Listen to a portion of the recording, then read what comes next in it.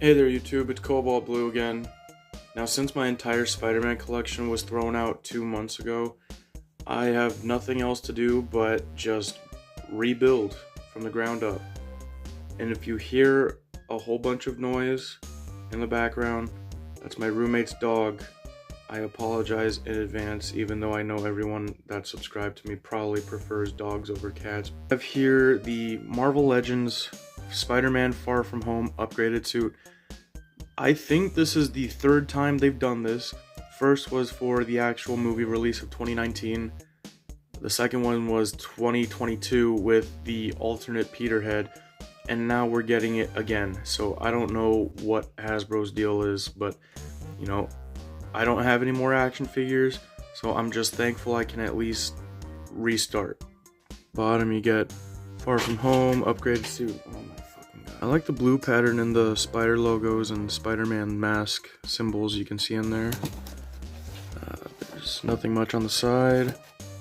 On the back you get different languages that says, using the web technology he invented combined with resources from one of Tony Stark's labs, Peter Parker builds a new high-tech suit from the ground up. And nothing else much on this side, so I guess we're just gonna crack them open real fast. And here we have upgraded suit Spider-Man out of the packaging, and off the bat, I'm happy I have another Spider-Man figure after the rough few months I've had. And you know, I'm gonna be posing him around and shit like that, but in all honesty, I had this figure before and I don't know what Hasbro is trying to do. So before we get into the nitty-gritty of this figure, like let's look back. They had the 2019 version that came out with Far From Home as a movie, and that version had black on his belt. And I can't remember exactly what reasoning it was. They removed that detail from the third movie and his next figures. I think it was because he ran out of webs during the London battle or whatever. But like, the past two versions didn't have the black marks. Okay, what's different about this? Oh my god, silver lines instead of black ones. Holy shit, revolutionary. What the fuck is wrong with you, Hasbro? I'm still happy I have this. Oh, and I cannot remember. I'll have to look at pictures, but maybe the black on the feet are new as well. I will say, I think the red, this time compared to the 2019 version that I remember, this version seems a lot lighter, at least in the red portions. Let's look at the legs. Holy shit. Okay, actually, someone can correct me if I'm wrong on this, but I think the 2019 version had the texture pattern in the black parts of the suit. So, I don't know. Like I said, I'm starting from the ground up. But he gets the long accessory web that was around since the first Amazing Spider-Man movie.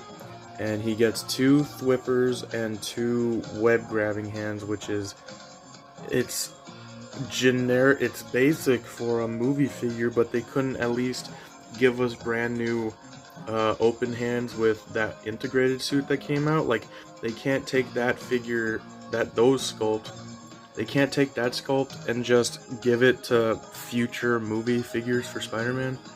I don't know, but aesthetic, it's reminiscent of Superior Spider-Man, Alex Ross, first appearance, and you know, I guess there's some novelty in that, but the biggest problem, and I'm sure everyone knows about, is the lack of web lines, because this is the third time we're getting this figure, and 3 times we don't get this figure with painted web lines, which, okay, yeah, it's not a huge deal for me because I'm just literally gonna go in with one of those tiny Sharpie ass markers and just paint them, but you know, it's not a huge deal for me.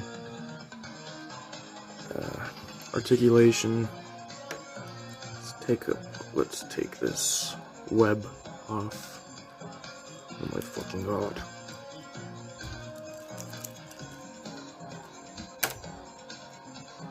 So, ball joint with a disc hinge head.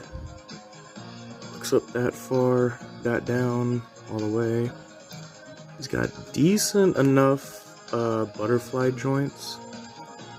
Armpits go up about that far. Bicep swivel, double jointed elbows, wrist swivel and rotate, ab crunch, waist swivel, thigh articulation, double jointed legs, and hinged feet with ankle pivot. So, pretty normal, pretty standard for a Marvel Legend figure. And even though all of my collection got thrown away, I was able to salvage at least one piece of it. And that's where we're gonna do the size comparison. I mean, Venom is at least he's a good size compared to Spider-Man here. Yeah, this is comic, this is movie, but you know, it can work. Okay. You know, if you stumble across this video, I just want you to think of something. Yeah, not every company that makes action figures does it right. Not every company charges the best prices. Not every company makes the best accessories, but you know what? At least you have options. At least you should be grateful that you can have these products. At least you have your collections and all that shit. Because, you know, I have to restart all over again. So I'm happy I have this figure, but being unbiased, it's really just mediocre slop. Just repeated, rinse and repeat, generic plastic slop. And even though these are the only two action figures I have in my possession at the moment, I do have two more on the side coming pretty soon, so be on the lookout for those. I will give my honest opinions on them, as I have with the Spider-Man figure. And short aside, I'm sorry I wasn't able to properly review this figure because my life got turned upside down so fucking quick.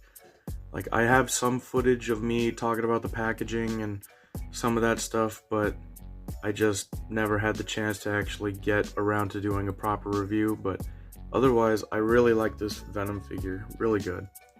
And this Spider-Man figure, it's low-key lame, but I'm happy I have a Spider-Man figure again, so that gives me hope for the future.